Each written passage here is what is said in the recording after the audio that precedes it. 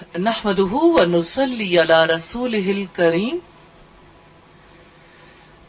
اما بعد فاعوذ بالله من الشيطان الرجيم بسم الله الرحمن الرحيم رب اشرح لي صدري ويسر لي امري واحلل عقدة من لساني يفقهوا قولي۔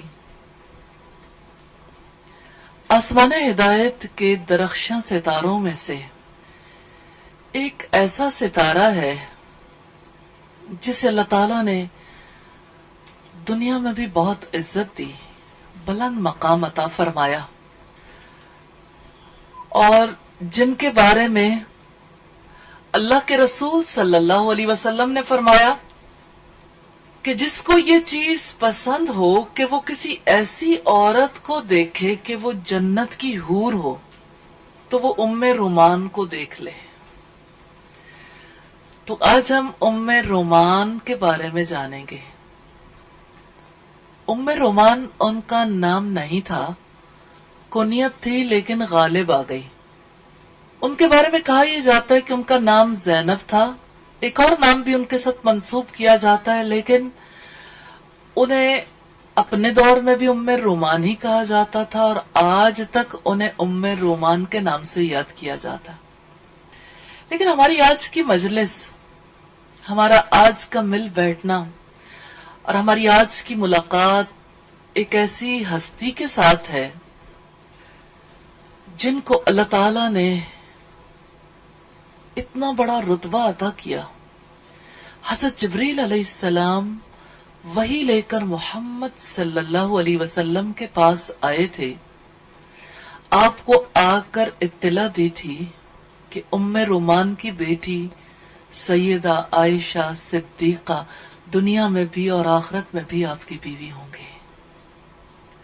تو ام رومان کی عظمت کے کیا کہنے کہ وہ رسول اللہ صلی اللہ علیہ وسلم کو اپنا داماد بنانے کے لیے منتخب کی گئیں اور فیصلہ آسمانوں پر ہوا۔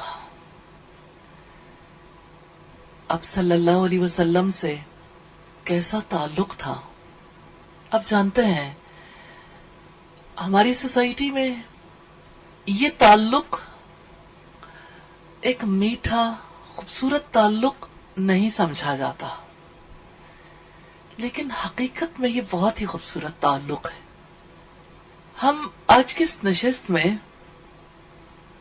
اللہ تعالیٰ سے دعا کرتے ہیں کہ اس تعلق کے بارے میں جو مسکنسیپشنز ہیں ذہنوں کے اندر، اللہ تعالیٰ انہیں بھی دور فرما دیں، ہم اس رشتے کی سچائی کو بھی سمجھیں اور اس رشتے کو نبھانے کے لیے اسی طرح سے اپنی جانب سے کردار ادا کریں جیسے ہمارے اسلاف نے ادا کیا تھا۔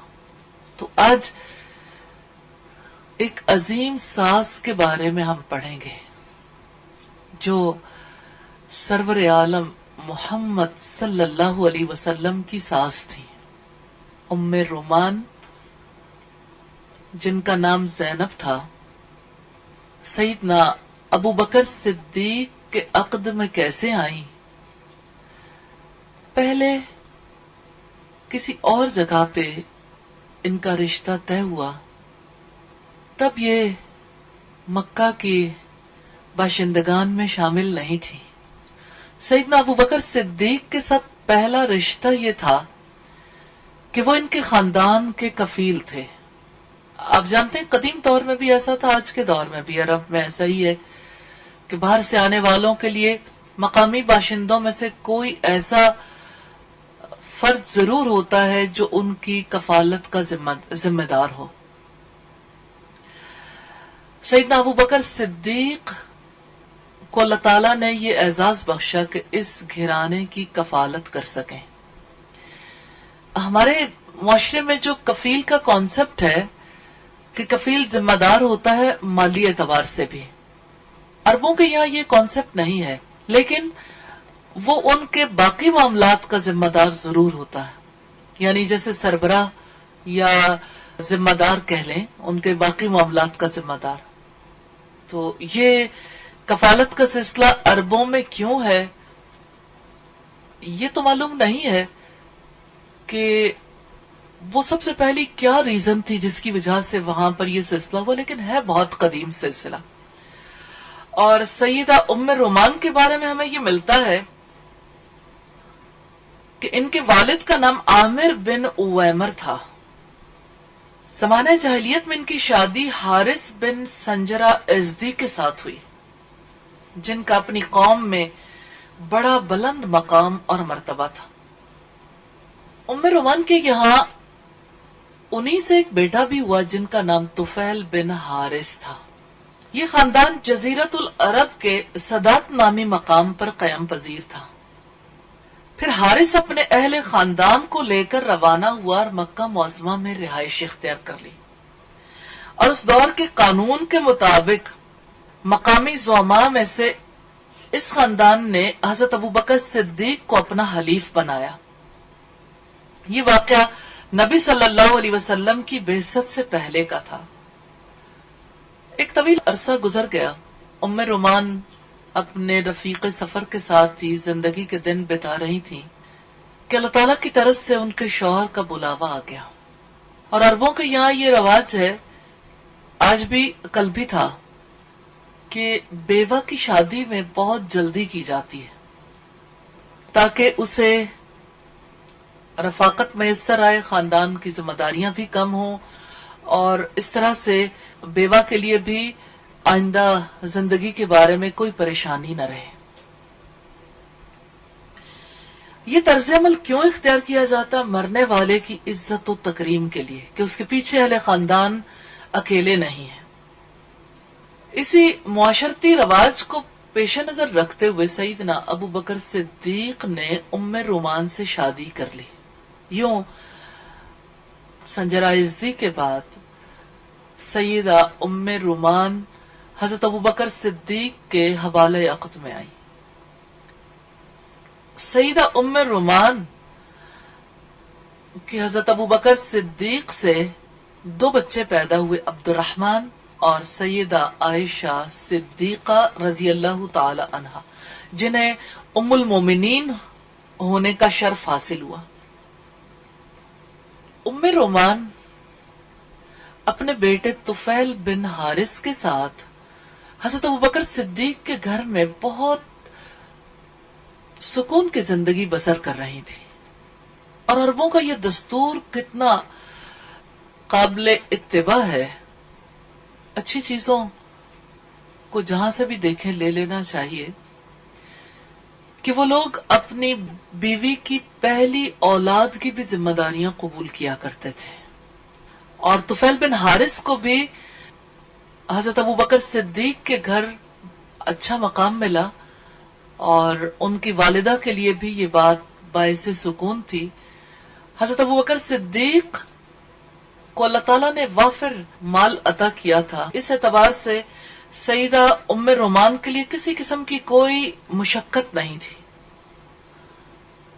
اسی دور میں سیدہ ام رومان کے لیے اللہ تعالیٰ نے اسلام قبول کرنے کا راستہ ہموار کر دیا. ایک دن سیدنا ابو بکر صدیق گھر پر تشریف لائے اور انہوں نے سیدہ ام رومان کو بتایا کہ میں نے اسلام قبول کر لیا، اور اب دعوت و ارشاد کے میدان میں محمد صلی اللہ علیہ وسلم کا ساتھ دینا، ان کے لیے انتظامات کرنا، ان کی باقی معاملات کی نگہبانی کرنا، یہ میری ذمہ داری.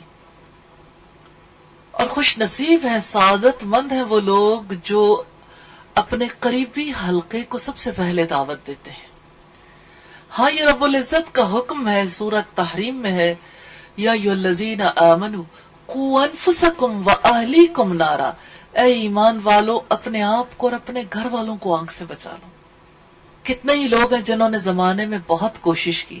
حضرت نوح علیہ السلام نے کوشش کی، ساری کوششیں نہ بیٹے پہ کام آئی نہ بیوی پہ کام آئی، حتیٰ کہ جس وقت حضرت نوح علیہ السلام سب کو اس کشتی میں بیٹھنے کی دعوت دے رہے تھے جس کے بعد کسی نے زندہ نہیں بچنا تھا، تو اپنے بیٹے سے کہا کہ آؤ کشتی پر سوار ہو جاؤ. تو اس بیٹے نے کہا کہ میں سوار نہیں ہونا چاہتا، تو حضرت نوح نے اس وقت بھی انتہائی درد دل سے کہا لا عاصم الیوم، آج کے دن کوئی بچانے والا نہیں۔ تو بیٹے نے کہا کہ میں پہاڑ پر چڑھ جاؤں گا۔ پھر ایک لہر آئی اور بیٹا اس لہر کی سپرد ہو گیا، کیونکہ اس نے اپنی زندگی کو اللہ کے سپرد نہیں کیا تھا۔ حضرت نوح کے دل میں جو تکلیف تھی، جو دکھ تھا اپنے بیٹے کے لیے، اس کا اظہار اپنے رب کے سامنے کیا تو رب العزت نے جواب دیا۔ حضرت نوح نے یہ کہا تھا کہ وہ تو میرے گھر والوں میں سے تھا اور آپ کا وعدہ تھا کہ آپ میرے گھر والوں کو بچائیں گے۔ تو اللہ رب العزت نے فرمایا کہ وہ تیرے گھر والوں میں سے نہیں، وہ تو ایک بگڑا ہوا کام تھا۔ یہ رب کے فیصلے ہیں۔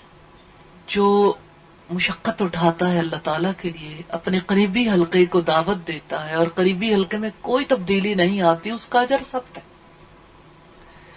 اور دیکھ لیجئے، ہم انبیاء کی زندگی میں دیکھتے ہیں، جیسے سیدنا ابراہیم علیہ السلام کو ہم دیکھتے ہیں کہ انہوں نے اپنے والد کو دعوت دی۔ سورہ مریم میں اس کا تفصیل سے ذکر بھی ہمیں ملتا ہے کہ کس طرح، کس محبت کے ساتھ ایک ایک چیز کو انہوں نے اپنے والد کے سامنے کلیئر کیا، لیکن والد نے اسلام قبول کرنے کی بجائے یہ فیصلہ کیا کہ ابراہیم کو یہاں سے دیس نکالا دے دیا جائے۔ اس کے دل میں اتنی نفرت تھی، ایسا الاؤ دہک رہا تھا کہ اس کے نتیجے میں وہ بھی ان لوگوں کے ساتھ شامل تھا جنہوں نے فیصلہ کر دیا تھا کہ ابراہیم علیہ السلام کو جلا دیا جائے۔ ہاں، گھر والوں کو دعوت دینی تو ضروری ہے، لیکن ہر کوئی ام رومان کی طرح قبول نہیں کر لیتا۔ کہیں ابراہیم علیہ السلام کے والد کی طرح نفرت کی آگ کا الاؤ بھڑک اٹھتا ہے، کہیں نوح علیہ السلام کے بیٹے اور بیوی کی طرح نوح علیہ السلام سے علیحدگی اختیار کر لی جاتی ہے۔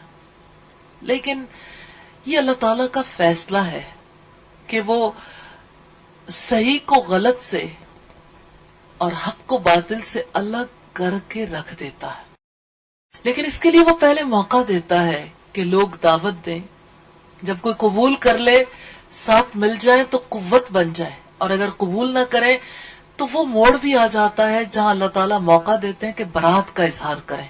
اور اگر برات کا اظہار آپ دیکھنا چاہتے ہیں تو سورۃ تحریم ہی میں سیدہ آسیہ کو دیکھیے کہ کس طرح سے انہوں نے برات کا اظہار کیا، اور اس کا تذکرہ ہمیں بہت سی صورتوں میں ملتا ہے کہ مجھے فرعون اور اس کے عمل سے نجات دے دیجیے۔ اور انہوں نے دعا کی تھی رب ابن لی عندک بیتا فی الجنہ، کہ اے میرے رب میرے لیے جنت میں ایک گھر بنا دیجیے۔ محلات میں رہنے والی سیدہ آسیہ نے کیوں جنت کے گھر کے بارے میں سوچا؟ کیونکہ اسے فرعون کے عمل سے نفرت تھی۔ پہلے اپنے ایمان کو چھپایا ہوا تھا، جب ایمان کا اظہار ہوا تو فرعون نے سزا دے دی کہ اس وقت تک سائے میں نہیں آنے دوں گا جب تک کہ موسیٰ علیہ السلام کا ساتھ نہیں چھوڑ دیتی۔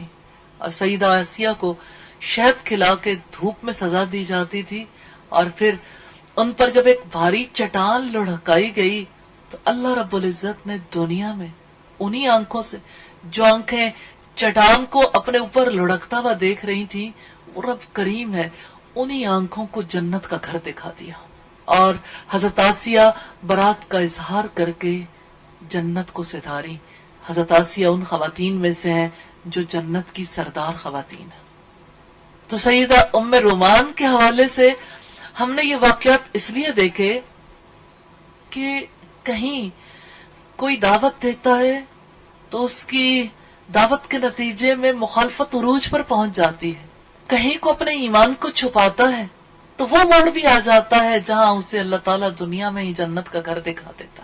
اس لیے گھبرانا نہیں چاہیے، راستہ وہی ہے جو اللہ رب العزت نے واضح کر دیا۔ جس راستے میں دعوت بھی ہے، اسی راستے میں ہجرت بھی ہے، اسی راستے میں جہاد بھی ہے۔ اس راستے میں کہیں کوئی انصار اللہ بنتا ہے، کہیں کوئی مہاجر بن کے جیتا ہے، اور کہیں کوئی برات کا اظہار کرتا ہے تو اسے دنیا سے کوچ کر کے اللہ رب العزت کی رضا اور اس کی رضا کے مقام جنت میں بسنا پڑتا ہے، اور اس سے زیادہ خوش نصیبی کیا ہو سکتی۔ لیکن دنیا میں طریقہ وہی اختیار کرنا ہے جو طریقہ رب العزت نے بتا دیا.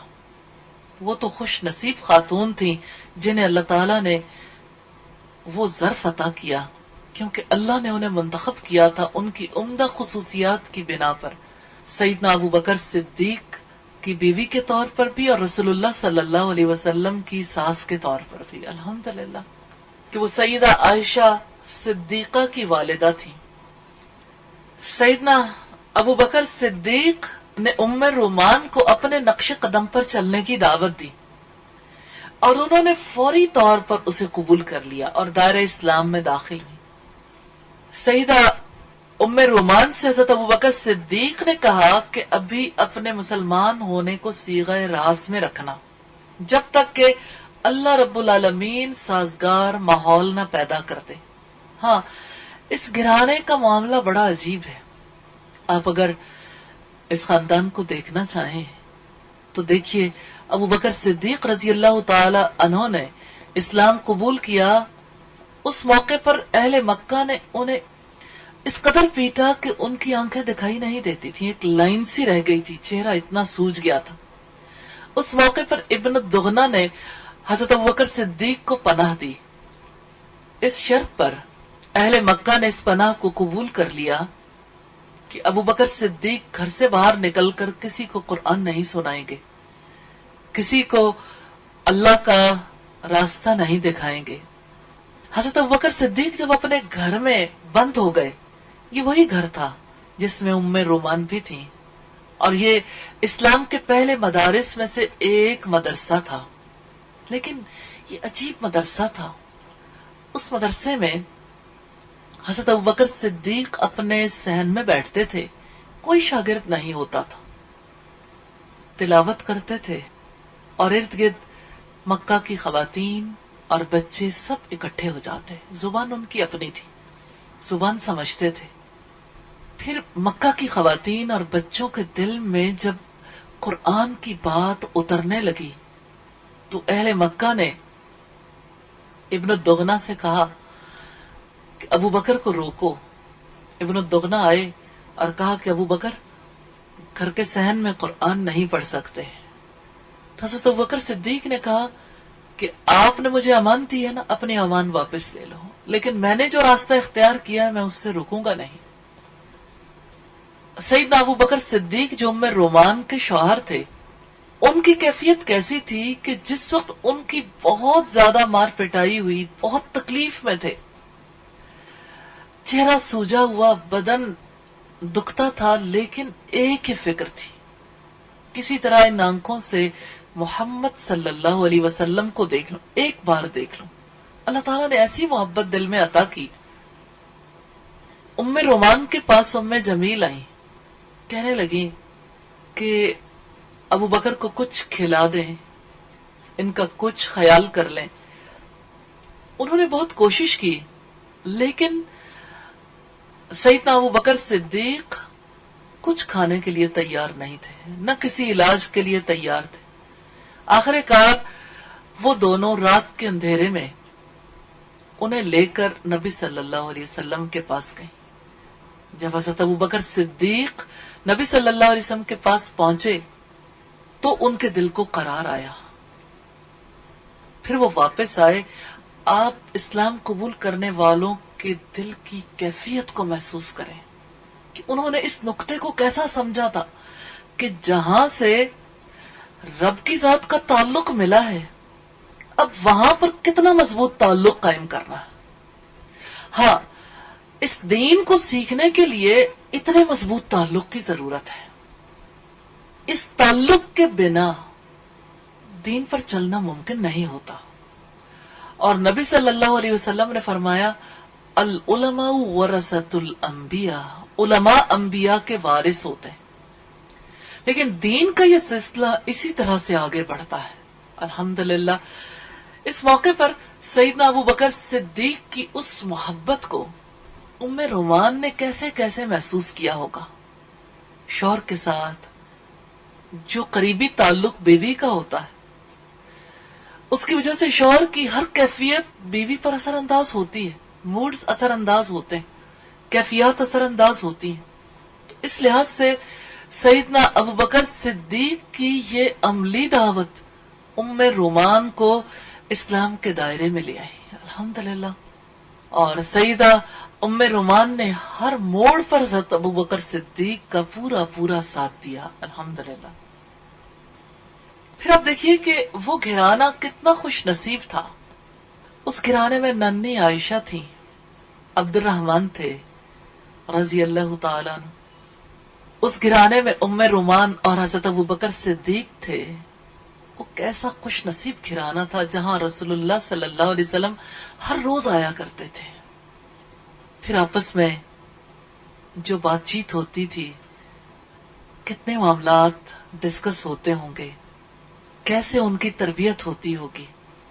اس سے یہ پتا چلتا ہے کہ یہ وہ ابتدائی افراد تھے جنہوں نے اسلام قبول کیا اور نبی صلی اللہ علیہ وسلم کی زیر نگرانی انہوں نے تربیت پائی اور اسلام کا پودا تناور درخت کی شکل اختیار کر گیا، الحمدللہ۔ اور انہی کی زیر سایہ سیدہ عائشہ نے تربیت پائی۔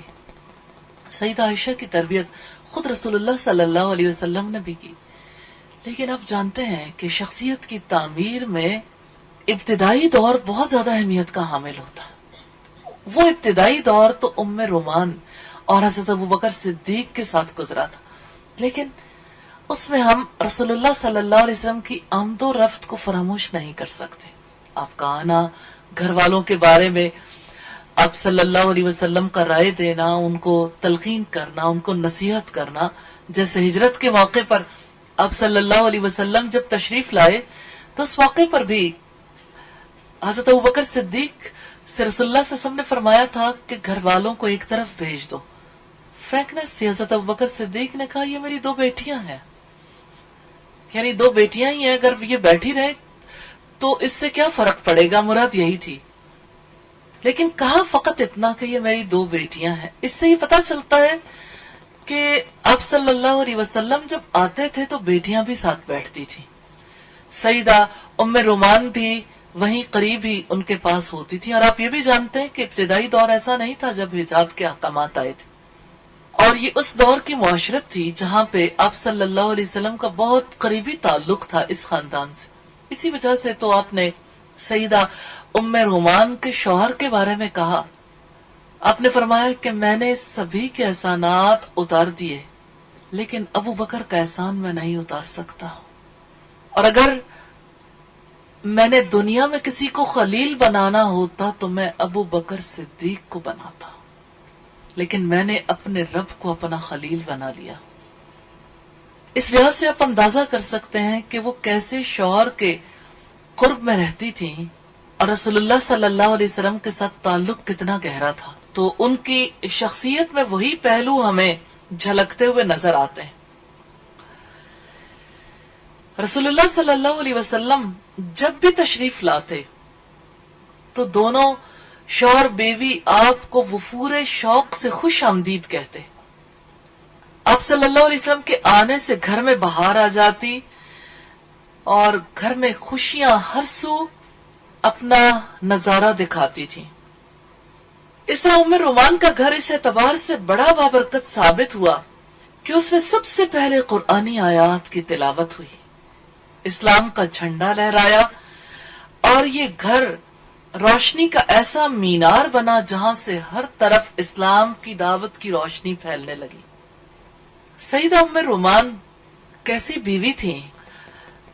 سیدنا ابو بکر صدیق کے گھر میں ہم جب انہیں دیکھتے ہیں تو اپنے شوہر کی معاونت کرتی ہوئی نظر آتی ہیں، اور وہ دونوں کتنے سعادت مند تھے جن کے گھر میں نبی صلی اللہ علیہ وسلم تشریف لاتے تھے، اور ان کے گھر میں وہی نازل کرنے والا فرشتہ حضرت جبریل علیہ السلام کتنی بار آتے تھے۔ خود واقع افک کے حوالے سے ہم دیکھتے ہیں کہ جب حضرت عائشہ صدیقہ پر الزام لگا تھا تو اس الزام سے بری کرنے کے لیے بھی حضرت جبریل علیہ السلام وہی لے کر آئے تھے۔ ایسا ایک موقع پر نہیں ہوا تھا، بارہا ایسے مواقع آئے جب سیدنا ابو بکر صدیق کے گھر حضرت جبریل علیہ السلام تشریف لاتے تھے۔ وہ کیسا گھر تھا! آج ہم اس گھرانے والوں کے ساتھ ان کی یادوں کو اپنے دلوں میں بسانے کے لیے کتنا کچھ شیئر کر رہے ہیں. الحمدللہ. خوش نصیب گھرانا جہاں اللہ تعالیٰ کے سب سے عظیم فرشتے کی آمد و رفت ہے، جہاں اللہ کا کلام اترتا ہے، جہاں نبی صلی اللہ علیہ وسلم کا آنا جانا ہے، جہاں پر اللہ کے کلام کی تلاوت ہوتی ہے. وہ گھر جو بغیر کسی اسٹوڈنٹ کے بھی مدرسہ بنا، وہ گھر جو اسلام کے لیے بڑا مضبوط قلعہ ثابت ہوا، وہ گھر جہاں پر ابتدائی افراد کی تربیت ہو رہی تھی، وہ افراد، اس گھرانے کے افراد رسول اللہ صلی اللہ علیہ وسلم کے کیسے معاون ثابت ہوئے. الحمدللہ وہ گھرانہ ہمارے لیے مثال کی حیثیت رکھتا ہے. سیدہ ام رومان جب کبھی وحی سنتی، اس اللہ کے کلام کی تلاوت سنتی، تو اللہ کے کلمے کی بلندی کے لیے کمر بستہ ہو جاتی تھی، بے دریغ مال خرچ کرتی تھی، سیدنا ابو بکر صدیق کو حوصلہ دلاتی تھی اور ترغیب دیتی تھی کہ وہ غلاموں کو خرید کر آزاد کریں. کمزور غلاموں میں سے آپ کو یاد ہوگا سیدنا ابو بکر صدیق نے جو غلام آزاد کیے، انہی میں سے ایک بڑی بلند پایا ہستی بھی ہے. کیا آپ جانتے ہیں ان کا نام کیا ہے؟ حضرت بلال. تو اب دیکھیں ترغیب ام رومان نے دلائی، مال سیدنا ابو بکر صدیق نے لگایا، اور قدموں کی چاپ رسول اللہ نے سنی. اپنے آگے آگے جنت میں حضرت بلال کے قدموں کی چاپ رسول اللہ نے سنی. وہ کیسے مبارک قدم تھے، وہ کیسی مبارک ہستی تھی جس کے لیے سیدنا ابو بکر صدیق نے اپنا مال لگا کر انہیں آزاد کیا تھا. ان کی اذان کس طرح سے دلوں کو گرمایا کرتی تھی. اب سیدنا ابو بکر صدیق کے مال کو اور ام رومان کی ترغیب کو دیکھ سکتے ہیں سیدنا بلال کی اذان میں، جنت میں ان کے قدموں کی چاپ میں، سیدنا بلال کے رسول اللہ صلی اللہ علیہ وسلم کے گھر کے انتظامات کو سنبھالنے میں. ہاں، جو ایمان کی حقیقت کو پا جاتا ہے، جو ایمان کا مزہ چکھ لیتا ہے، اس کے لیے مال لگانا کتنا زیادہ دل کو سکون دینے والا عمل بن جاتا ہے. جس کا دل ایمان کے لیے کھل جاتا ہے اس کی مٹھی کھلتی ہے. اور شوہر بیوی کا یہ کیسا رشتہ ہے جہاں بیوی آگے بڑھ کر ترغیب دلائے کہ جاؤ کمزوروں کی مدد کرو. کمزور کی مدد ایک بار کی تھی اور اللہ رب العزت کیسا بلند مقام عطا کرنے والا، کیسے وہ رب کریم کسی کی ایک نیکی کو 10 گنا، 70 گنا، 700 گنا، 7000 گنا، لاکھوں، کروڑوں، اربوں گنا بڑھا دیتا. جب ہم سنتے ہیں کہ اللہ تعالیٰ نے انہیں توفیق دی تھی کہ وہ اپنے شوہر کو ترغیب دیں کہ وہ اللہ کے راستے میں مال لگائیں، تو اس ترغیب کے فہم کو بھی پیچھے مڑ کے ضرور دیکھیے کہ انہوں نے مال کی اصل حقیقت کو سمجھ لیا تھا. تو اللہ تعالیٰ سے دعا ہے کہ ہمیں بھی سیدہ ام رومان کے پیچھے اسی طرح سے مال کی حقیقت کو سمجھ کر خود مال خرچ کرنے والا اور اپنے گھر والوں کو ترغیب دلانے والا بنا دیں. سیدنا ابو بکر صدیق اللہ کے کلمے کی بلندی کے لیے ام رومان کی جانب سے حوصلہ افزائی اور تعاون کو دیکھ کر بہت خوش ہوتے ہیں اور ان کے اس طرز عمل کو ہر خوبی پر ترجیح دیتے تھے. سیدہ ام رومان کو اس بات کا احساس تھا کہ اسلام نے ان پر گھر کے اندر اور گھر سے باہر ازدواجی ذمہ داری کو نبھانے کا حکم دیا. گھر کے اندر تو اس لحاظ سے ضروری ہے کہ شوہر کی ضروریات کا بھی خیال رکھیں، اپنے بچوں کی تعلیم و تربیت پر پوری توجہ دیں. اور پھر دیکھیے کہ وہ کیسا گھر تھا جہاں پر ایک ننھی کلی پروان چڑھ رہی تھی، جس نے سارے مومنوں کی ماں بننا تھا، رسول اللہ صلی اللہ علیہ وسلم کی زوجہ مطہرہ بننا تھا، جس نے لاکھوں لوگوں تک دین کو پہنچانا تھا، دین کی تعلیم دینی تھی. ام رومان کے گھر تو وہ چند برس رہیں، لیکن نیکی کیسے پروان چڑھتی ہے؟ وہ چند برس جس میں ماں محبت کرتی ہے، جس میں کہیں نصیحت کرتی ہے، کہیں ترغیب دلاتی ہے، لیکن ممتا تسکین پاتی ہے.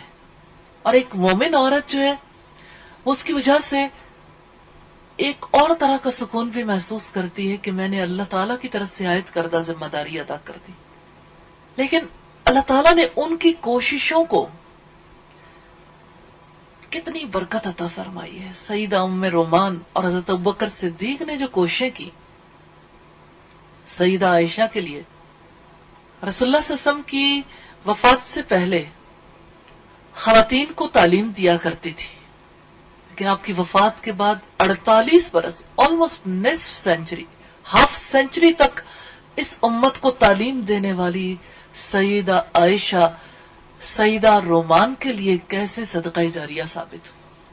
مسلمان ماؤں کے لیے یہ بہت بڑی ترغیب ہے اپنی اولاد کی تربیت کے لیے. اللہ تعالی ہم سب کو توفیق دے کہ ہم اپنی اولادوں کی صحیح معنوں میں تربیت کرنا سیکھیں اور صحیح معنوں میں تربیت کر سکیں.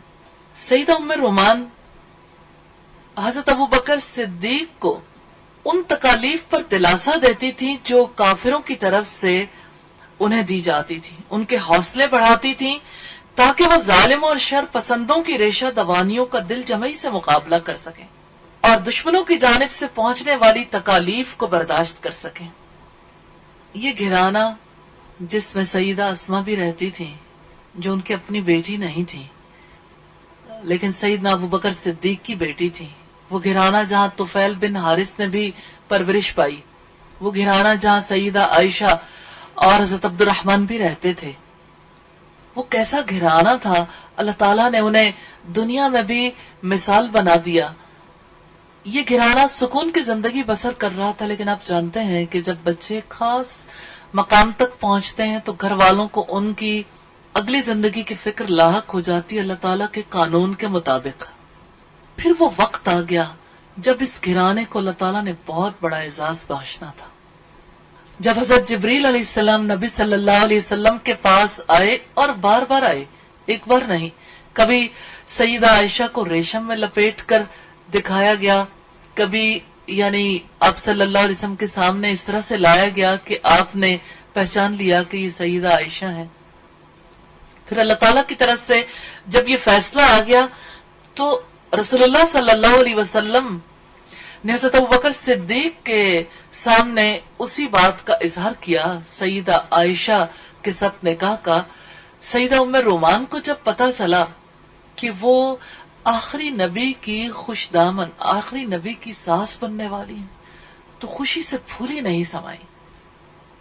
حضرت ابوبکر صدیق اس موقع پر اپنی بیوی کے پاس یہ پیغام لے کر گئے کہ رسول اللہ صلی اللہ علیہ وسلم ام رومان کو اپنی خوش دامن بنانے کی رغبت رکھتے ہیں اور ان کی اکلوتی بیٹی سیدہ عائشہ کے ساتھ رضی اللہ تعالی عنہ ان کے ساتھ رشتہ ازدواج میں منسلک ہونے کا ارادہ رکھتے ہیں. اس سے بڑھ کر کیا خیر و برکت ہو سکتی ہے کسی خاندان والے کے لیے؟ یہ کتنی بڑی رحمت تھی، یہ کتنی بڑی برکت، کتنی بڑی سعادت تھی جو اس خاندان کو نصیب ہوئی. اس سے بڑا اور کیا اعزاز ہو سکتا؟ جن دو خاندانوں کو آپس میں جوڑنے کے لیے 7 آسمانوں کے اوپر سے عرش والے نے پیغام بھیجا، اور جس پیغام کو حضرت جبریل علیہ السلام لے کر آئے، اللہ تعالیٰ اس خاندان سے اور ام رومان سے دنیا میں بھی اور آخرت میں بھی راضی ہوئے. اللہ تعالیٰ ان سے ہمیشہ کے لیے راضی ہو جائیں اور وہ بھی اپنے رب سے راضی ہو جائیں. تو اللہ تعالیٰ نے اپنے سفیر سیدنا جبریل کو وحی دے کر بھیجا کہ اپنے رسول مقبول کو اس بابرکت شادی کی اطلاع دے دو. ساری مخلوق میں سے بے مثال شخصیت کو اللہ تعالیٰ نے ام رومان کا داماد بنا دیا. ان کے نصیب کے کیا کہنے ہیں. اور سیدہ عائشہ جنہیں تمام ازواج مطہرات پر فوقیت حاصل تھی، یہ بات تاریخی اعتبار سے بالکل صحیح ہے کہ رسول اللہ صلی اللہ علیہ وسلم کی سیدہ عائشہ کے ساتھ شادی ہجرت سے پہلے مکہ معظمہ میں ہوئی اور رخصتی ہجرت کے بعد ماہ شوال میں مدینہ منورہ میں ہوئی۔ پھر ہم دیکھتے ہیں کہ اب صلی اللہ علیہ وسلم کا اس گرانے سے اس موڑ پر تعلق بنا تھا جب مکہ میں بہت گھٹن تھی، مکہ کی فضائیں اللہ کے رسول صلی اللہ علیہ وسلم کی وہاں سے رخصتی پر نوحہ کنا تھی۔ اب صلی اللہ علیہ وسلم کو وہ سرزمین بہت محبوب تھی۔ جب آپ وہاں سے رخصت ہوئے تو آپ نے سرزمین مکہ کو مخاطب کر کے کہا تھا کہ اے سرزمین مکہ، تو دنیا کی ساری زمینوں میں سے مجھے سب سے محبوب ہے، اگر مجھے یہاں کے رہنے والے نہ نکالتے تو میں یہاں سے کبھی نہ نکلتا۔ لیکن اللہ کا حکم آ گیا ہجرت کے لیے، اور اب جانتے ہیں کہ ہجرت کے لیے رفیق سفر سیدہ ام رومان کے شوہر تھے، لیکن گھر والے پیچھے تھے، اور گھر والوں کے لیے نبی صلی اللہ علیہ وسلم نے فیصلہ کر دیا تھا کہ حضرت علی امانتیں لوگوں کو سپرد کر کے جب نکلیں گے تو سیدہ فاطمہ رسول اللہ صلی اللہ علیہ وسلم کی ساری بیٹیوں کو وہاں سے لے کر نکلیں گے، اور اسی طرح سے سیدہ ام رومان، سیدہ عائشہ اور آل ابی بکر بھی انہی کے ساتھ اس قافلے میں شریک ہوئے۔ صحیح بخاری میں ہمیں حدیث نمبر 3606 اور 605 میں یہ ملتا ہے کہ آپ صلی اللہ علیہ وسلم نے خاندان ابی بکر کے لیے یہ طے کیا تھا کہ وہ عبداللہ ابن ابی بکر کے ساتھ سفر ہجرت پر روانہ ہوگا، لیکن جب یہ سفر ہوا تو سیدنا علی اور آل ابی بکر یہ سب اکٹھے ہجرت کے لیے روانہ ہوئے تھے۔ الحمدللہ مدینہ منورہ میں رسول اللہ صلی اللہ علیہ وسلم نے مسجد نبوی میں امہات المومنین کی رہائش کے لیے حجرے تعمیر کرنے کا حکم دیا۔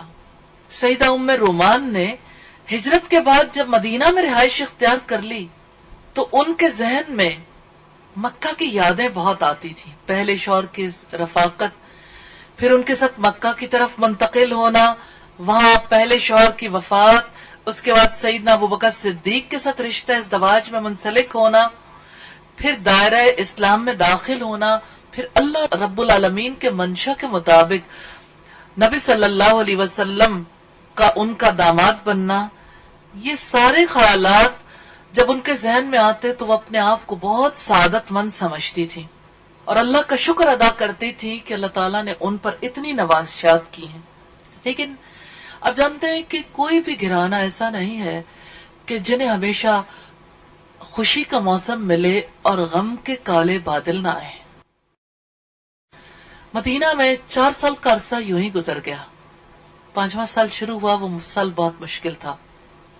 اس سال میں اب جانتے ہیں کہ بڑے بڑے واقعات بھی پیش آئے۔ اسی سال میں سیدہ عائشہ صدیقہ پر اتنا بڑا بہتان لگا جس کا صدمہ برداشت کرنا سیدہ ام رومان اور ان کے اہل خاندان کے لیے بے حد مشکل تھا، لیکن وہ سچے ایمان والے جن میں سے سیدہ ام رومان کے شوہر کو نبی صلی اللہ علیہ وسلم نے صدیق کا لقب عطا کیا، وہ کیسا خاندان تھا کہ جنہوں نے اتنے بڑے الزام پر بھی بہت ہی زیادہ سکون کے ساتھ، بڑے صبر کے ساتھ، بڑے حوصلے کے ساتھ اس ساری صورتحال کا مقابلہ کیا۔ اس صورتحال میں پورا مدینہ لپیٹ میں آیا ہوا تھا، خود رسول اللہ صلی اللہ علیہ وسلم بے حد پریشان تھے، اور عجیب بات یہ تھی کہ سیدہ عائشہ اس پورے ماحول میں لا علم تھی۔ اللہ تعالیٰ نے انہیں لا علم رکھا کیونکہ وہ غزوے سے واپس آنے کے بعد بیمار ہو گئی تھی۔ پھر حضرت عائشہ نے جب 1 ماہ کا عرصہ گزار لیا تو رسول اللہ صلی اللہ علیہ وسلم سے اجازت لی کہ مجھے اپنی والدہ کے گھر جانے کی اجازت دے دے، میں بہت بیمار ہوں، وہاں پر میری دیکھ بھال اچھی ہو سکے گی۔ تو آپ صلی اللہ علیہ وسلم نے انہیں اجازت دے دی۔ سیدہ عائشہ جب اس گھر میں آئیں تو تب انہیں گھر میں آنے کے بعد بھی اطلاع نہیں دی گئی، سیدہ ام رومان نے خود اطلاع نہیں دی، لیکن مستہ جو حضرت ابوبکر صدیق کے خالہ کا بیٹا تھا وہ بھی اس مہم میں پوری طرح سے شریک تھا۔ عبداللہ ابن ابی کا یہ فتنہ تھا جس فتنے نے مسلمانوں کو، منافقوں کو، سب کو اپنے لپیٹ میں لے رکھا تھا۔ رات کو جب سیدہ عائشہ ضروریات سے فارغ ہونے کے لیے باہر نکلی، کیونکہ اس دور میں ٹوائلٹس گھروں کے اندر نہیں ہوا کرتے تھے، جب وہ انہیں ساتھ لے کر نکلی تو سیدہ عائشہ کو ٹھوکر لگی، تو مستہ کی والدہ نے کہا مستہ کا برا ہو۔ حضرت عائشہ نے کہا کہ آپ اس کو برا کہتی ہو کہ جس نے بدر کی جنگ میں رسول اللہ کے ساتھ حصہ لیا؟ آپ ایک ایمان والے کے بارے میں ایسی بات کرتی ہو؟ آپ کا تو بیٹا ایسا ہے۔ بیٹے کی خصوصیات گنوائی تو مستہ کی والدہ نے کہا بٹیا تجھے کچھ خبر نہیں کہ مستہ نے کیا کیا، ارد گرد کیا خبریں ہیں؟ سیدہ عائشہ کہتی ہیں کہ میں بھول گئی کہ میں کس مقصد کے لیے آئی تھی، اور میں نے مستہ کی والدہ سے کہا کہ مجھے بتاؤ کہ ہوا کیا۔ انہوں نے سارا واقعہ کہہ سنایا۔ سیدہ عائشہ گھر واپس آئیں۔ سیدہ ام رومان اور حضرت ابوبکر صدیق بیٹھے تھے، کبھی ماں کے پاس جاتی تھی، کبھی باپ کے پاس، کہ بولو یہ سب کچھ کیا ہے، کیا آپ نہیں جانتے کہ میں کیسی ہوں؟ اور سیدہ ام رومان اس کے جواب میں ایک ہی بات کہتی تھی کہ بیٹا مجھے کچھ پتا نہیں۔ نہ انہوں نے کسی کو برا بھلا کہا، نہ انہوں نے اس موقع پر کسی قسم کی اور بات کی۔ زبان کی کیسی حفاظت تھی اور کیسی وہ شخصیت تھی۔ اس موقع پر انہوں نے بس اتنی بات کہی کہ مجھے کچھ پتا نہیں یہ کیا معاملہ ہے۔ حضرت ابوبکر صدیق نے بھی یہی جواب دیا میں نہیں جانتا، کچھ پتا نہیں کہ یہ کیا معاملہ ہے۔ پھر اللہ تعالیٰ کی طرف سے وہ وقت قریب آ گیا جب سیدہ عائشہ کی برات نازل ہونی تھی۔ رسول اللہ صلی اللہ علیہ وسلم اس گھر میں تشریف لائے۔ سیدہ عائشہ نے رسول اللہ سے پوچھا، رسول اللہ صلی اللہ علیہ وسلم نے حضرت عائشہ سے کہا کہ عائشہ اگر کوئی خطا ہوئی، غلطی ہو گئی تو دنیا میں اللہ تعالیٰ سے معافی مانگ لو گی تو اللہ تعالیٰ معاف کر دیں گے۔ حضرت عائشہ شدت غم سے رسول اللہ صلی اللہ علیہ وسلم سے کہنے لگی کہ آپ سب کو کیا ہو گیا؟ اپنے گھر والوں سے کہا آپ سب کو کیا ہو گیا؟ ایک ہی بات ہے جس پر سب نے یقین کر لیا۔ آنسو بہاتے ہوئے دوسری طرف رخ کر کے لیٹ گئی۔ اتنے میں وحی کی کیفیت رسول اللہ صلی اللہ علیہ وسلم پر طاری ہوئی۔ پھر جب وحی نازل ہو چکی تو آپ مسکرا دیے۔ اس موقع پر آپ صلی اللہ علیہ وسلم نے حضرت عائشہ کو مبارکباد دی۔ اس موقع پر بھی سیدہ ام رومان کا رول دیکھیے، رضی اللہ تعالی عنہ کہتی ہیں عائشہ رسول اللہ کا شکریہ ادا کرو۔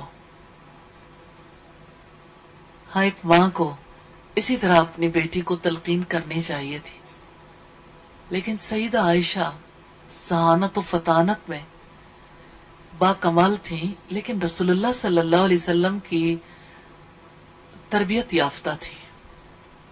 کہنے لگی کہ نہ میں آپ دونوں کا شکریہ ادا کروں گی نہ رسول اللہ کا شکریہ ادا کروں گی۔ میری برات تو میرے رب نے نازل کی ہے آسمانوں سے، میں اسی کا شکر ادا کروں گی کہ آپ لوگوں نے تو میرے بارے میں کوئی بات نہیں کہی۔ تو یوں خاندان ابو بکر پر جو غم کے بادل چھائے تھے اللہ تعالیٰ کی طرف سے نازل ہونے والی وحی سے چھٹ گئے۔ خاندان ابو بکر کیسا عظیم خاندان تھا۔ اس خاندان کے لیے ان کے بچوں کے فیصلے آسمان سے نازل ہو رہے ہیں۔ اس خاندان کے لیے ایک بہت مشقت والا معاملہ سامنے آیا، بیٹی پر الزام لگا تو وہی آسمان سے نازل ہوئی۔ ہاں وہ خوش نصیب خاندان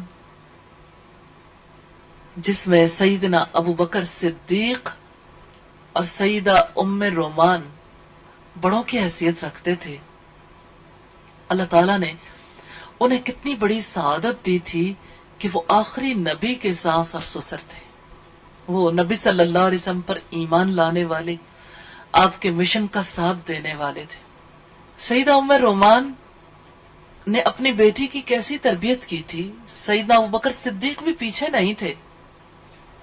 حضرت عائشہ کو ہم دیکھتے ہیں کہ رسول اللہ صلی اللہ علیہ وسلم کے عقد میں آنے کے باوجود ان کے مزاج میں جو شگفتگی تھی وہ برقرار تھی۔ اور میں 2-3 مثالیں اس وجہ سے آپ کے سامنے رکھنا چاہتی ہوں کہ اس خاندان کے اثرات، سیدہ ام رومان کے اور سیدنا ابوبکر صدیق کے اثرات آپ کے سامنے واضح کرنے کے قابل ہو سکوں۔ ایک بار ایسا ہوا کہ آپ صلی اللہ علیہ وسلم کسی غزوے کے لیے تشریف لے گئے، واپسی پر ایک جگہ پڑاؤ ڈالا، اور جب روانگی کا وقت آیا تو حضرت عائشہ کا ہار کھو گیا۔ ہر طرف ہار کی تلاش ہوئی لیکن بالآخر ہار نہیں ملا، تو آپ نے سارے قافلے کو حکم دے دیا کہ یہیں پڑاؤ ڈال لیں۔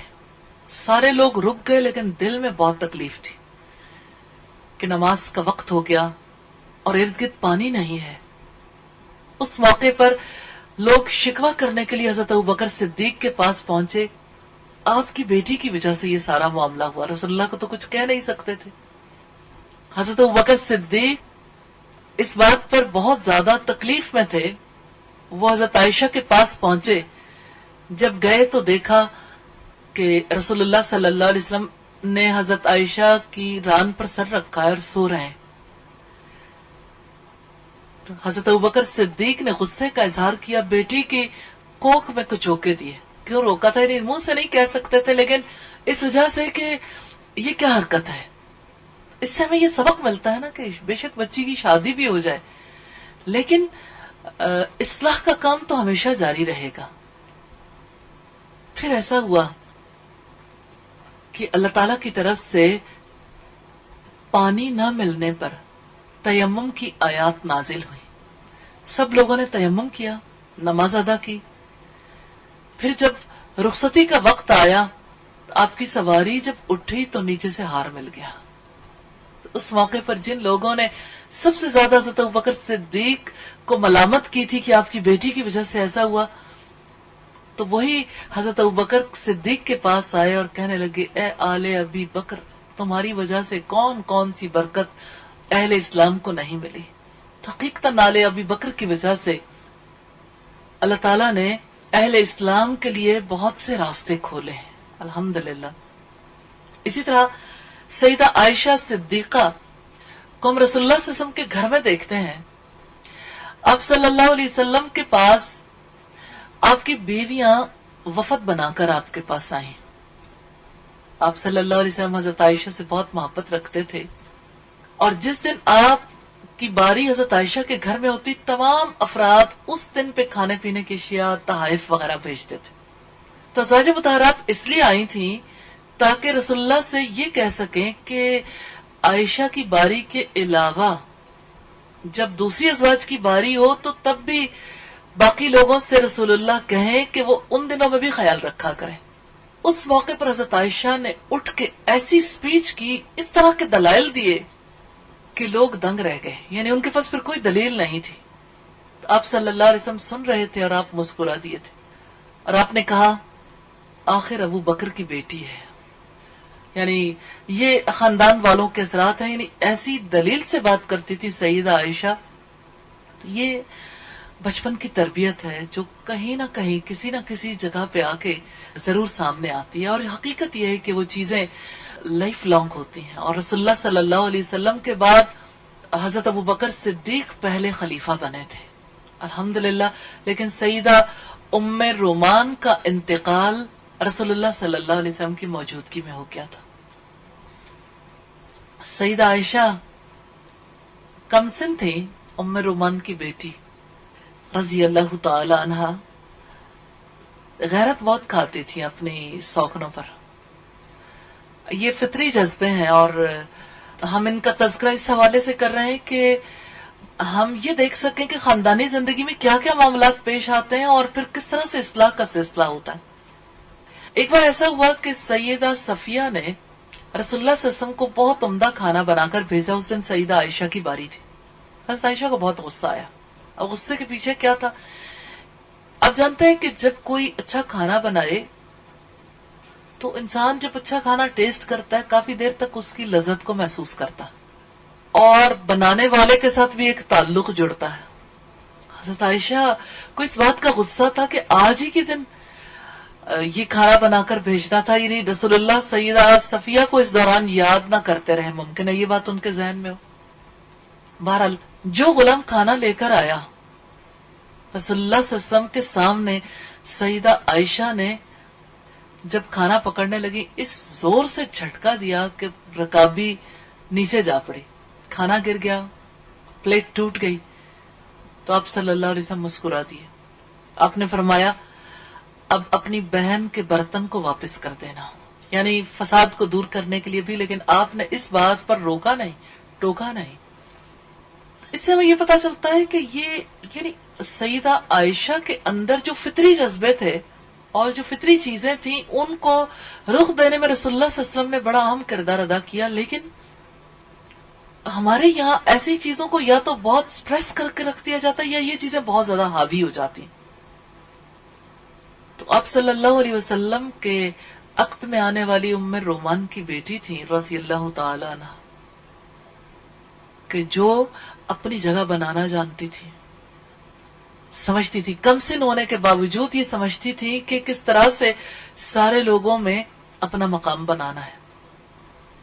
آپ صلی اللہ علیہ وسلم کے وصال کے بعد سیدہ عائشہ نے یہ سلسلہ کس طرح سے جاری رکھا، دین کی تعلیم بھی دیتی تھی، اور آپ کے سامنے جب کبھی کوئی حدیث آتی تھی تو اس موقع پر سیدہ عائشہ یعنی اپنے جذبات کا اظہار بھی ضرور کرتی تھی۔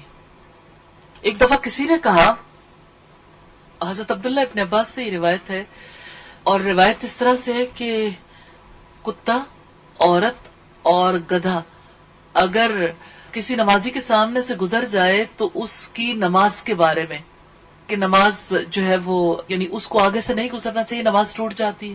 حضرت عائشہ کے سامنے جب یہ روایت آئی تو کہنے لگی کہ اب تم نے ہمیں گدھے کے ساتھ اور کتے کے ساتھ ملا دیا، یعنی اب یہ ایسی باتیں کرتے ہو۔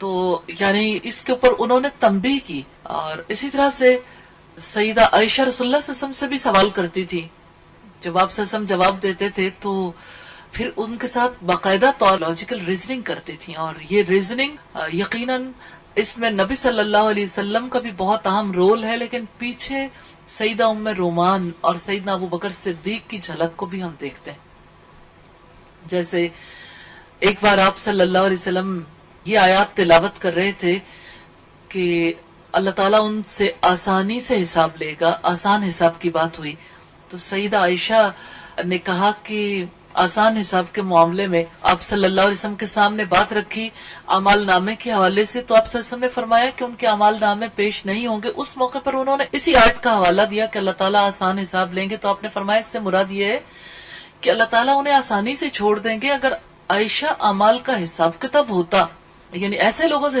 حساب کتاب کھل گیا، پھر تو یعنی سمجھو کہ جان پھنس گئی۔ تو آسان حساب یہ ہے کہ اللہ تعالیٰ کسی کو بغیر حساب کتاب کا ہی معاف کر دے، یہ آسان حساب کتاب۔ تو سیدہ عائشہ نے اس موقع پر جو جرأت کی وہ بڑی اہمیت کی حامل ہے۔ تو سیدہ عائشہ کے کردار کو اگر ہم دیکھیں تو اس میں ان کی والدہ اور ان کے والد کی جھلک نظر آتی ہے۔